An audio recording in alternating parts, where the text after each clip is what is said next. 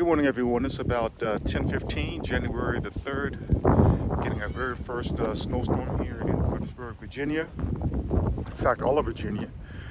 I think we're getting more than they are up there in Washington, D.C.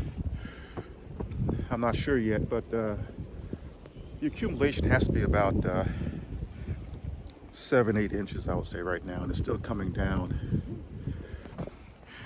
Nothing is moving, I guess, except me and a few kids out here playing in the snow.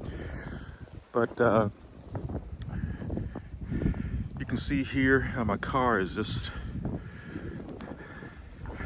stacked with snow accumulations here. I'll probably knock some of this off, so later on it'll be easier to take off when the snow stops. The snow is packy. What does that mean? Well, being from Wisconsin, that means you can grab some of it, and it makes really good snowballs. See there? So if you're the kind of person who's into doing making snowmen, this would be a perfect day for it. Look at that.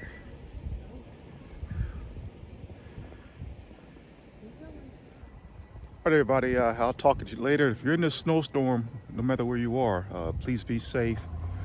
Avoid getting out on the roads right now. It's just not safe. Okay, you guys take care.